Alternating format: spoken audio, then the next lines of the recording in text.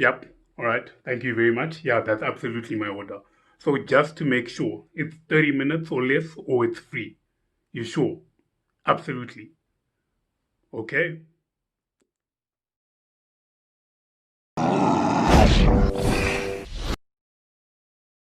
And we're back. Yo, people of YouTube, welcome to my channel. I'm Ishe Jindu or Zinyati.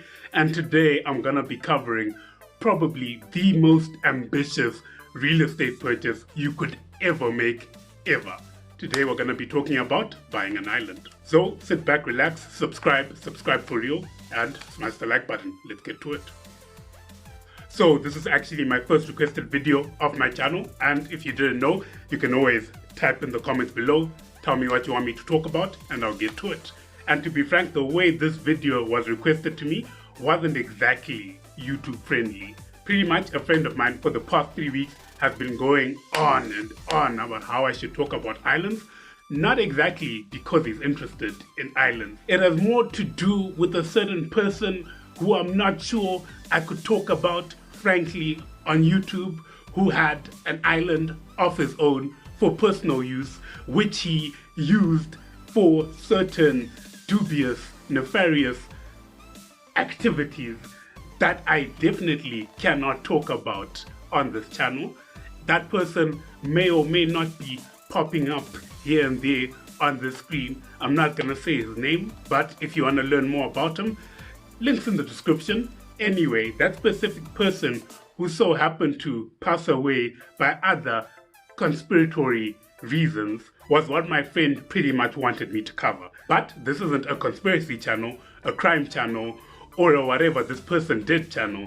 This is a real estate channel. So here we are. Let's talk about buying an island. Whether you're coming into real estate as a buyer or as someone looking to sell real estate, buying an island probably isn't the first thing to pop into your head when you're thinking about the real estate landscape, but it's not exactly that rare as well.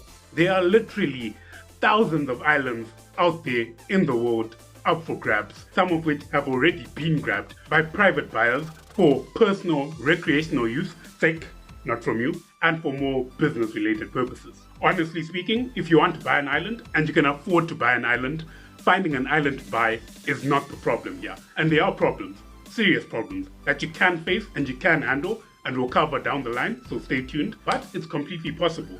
But I think first things first, why would you even buy an island in the first place?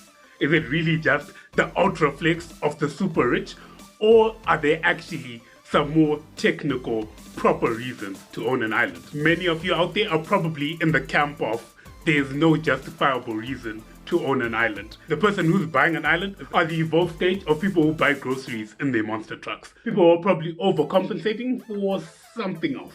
Who knows? But I'm gonna dispute that because personally, in my own thoughts, buying an island is the epitome of big man energy. True, there's probably no fully justifiable reason to buy an island, but why exactly does it need to be justifiable in the first place? For the same person who buys a super yacht, a private jet, a Lamborghini, or cashes in a $10 million check just because you have it, why does the reason you do it have to be reasonable in the first place?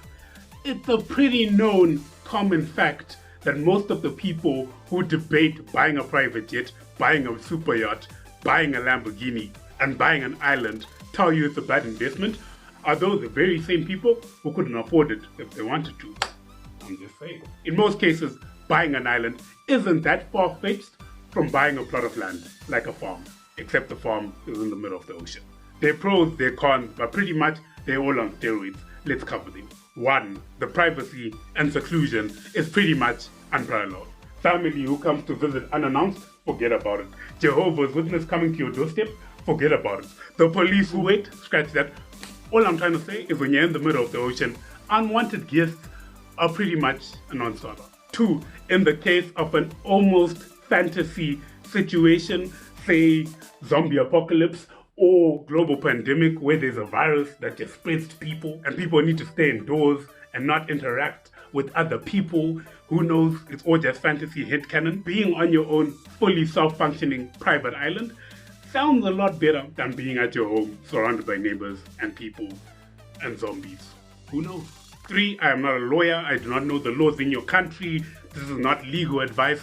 Also, my real estate knowledge is only correct 99.9% of the time, so I'm not a complete real estate genius as you might assume, but to my vague knowledge and large assumption, owning an island is pretty much going off the grid with all the off the grid benefits to the extreme. And for most people who do buy an island, one of the best advantages of being off the grid is the tax benefit. Most of these islands have little to most likely zero infrastructure ever done on them. No roads, no electricity, no internet. And if you're the average Joe, like most of us, that probably makes islands less appealing. But if you're in the top 1%, that's only a minor short-term inconvenience. And you can have that all sorted by yourself, no problem. And when you do, that's gonna give you quite the substantial tax break. And lastly, as a bonus, if you watch my intro skit, you pretty much get all the free pizza you ever gonna want, as long as they eventually do manage to get it to you. Plus, if a home is a castle, an island is pretty much a kingdom.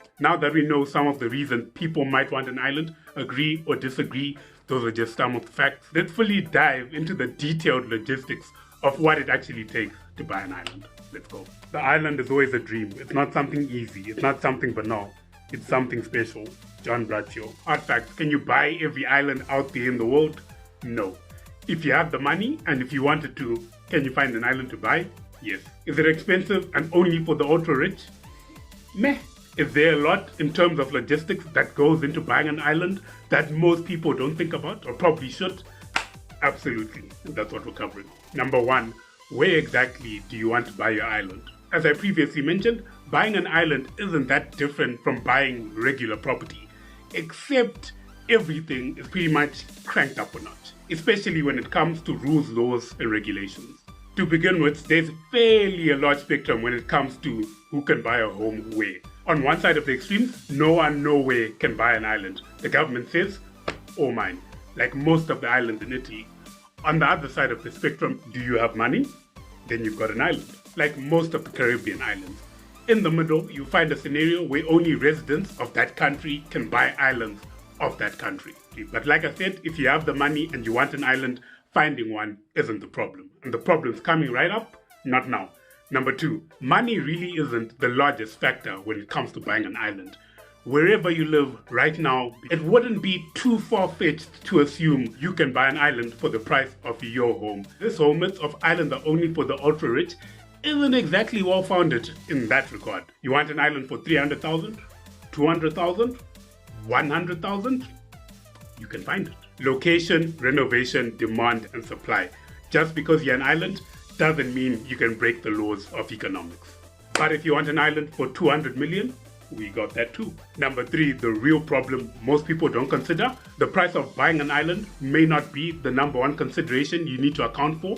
The price of developing an island may just be. Listen, there's a reason there's usually a huge difference when it comes to buying a developed island versus a undeveloped island. And that reason is, have you actually considered what it would take to get everything you need to build on your island? The people, the machinery, the equipment, the materials, all from the production plant to the road, to the sea, to your island, to the spot you want to build on. And as soon as you get your island, all the things you need to get your island built, construction, roads, electricity, fuel, that's all coming out of your wallet. Not to mention, there's also another spectrum when it comes to developing on your island. On the one side, 100% it's all yours. You can build it, renovate it, terraform it as much as you want. On the other side, you get anywhere from 0% to 10% of space you can actually build on. And yes, there are people who actually buy islands they can't even build on. And the final biggie when it comes to developing on an island, you know the parable when it says it's silly to build your home near the beach and yet beach houses still exist? How about building your house on a glorified land raft in the middle of the ocean? Yeah. Cyclones, hurricanes, tsunamis, earthquakes, Mother Nature pretty much has you all to herself out there.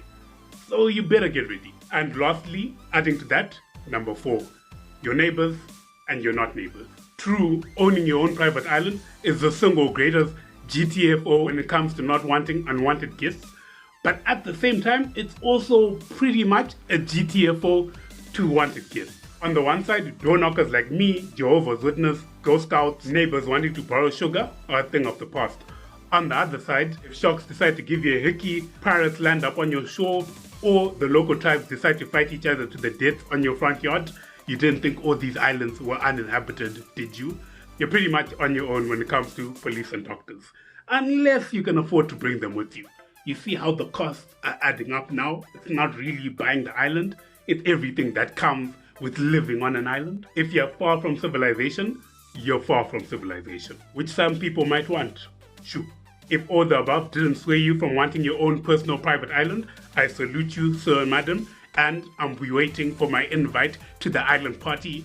As your real estate agent, bring me there. And for your personal consideration from yours truly, let's close this off with some island window shopping so you know exactly where you need to go to buy your next island. Let's go. Number 1, the Bahamas. Not much to say about it. Most probably the most popular place and first place you think of when you think of islands and island living, only because of reasons and other reasons and other reasons. Honestly, all along the Caribbean, this is probably where islands started getting popular. Number 2, French Polynesia. We're talking white sands, clear waters, coral lagoons. The contradictory alignment of, on the one hand, your volcanic history of being on the ring atolls, and on the other hand, being largely known as a collection of the most beautiful islands in the world. And finally, number 3, Fiji, baby. There's something intrinsically romantic about an island in Fiji. This is where the couple with cash who decide to buy an island can enjoy a year-long summer romance. And for some honorable mentions, Panama, Seychelles, Belize. Look it up. So how do you feel about island living? Is it something for you, something not for you? Type it in the comments below. Where you heading off first? Where you buying your first island? Because obviously, even though I'm in a landlocked country, I'm your agent. Anyway, if you've made it all the way to the end, me and my analytics appreciate you. You're a real one. And as such, here's a little nugget of knowledge of island real estate just for you.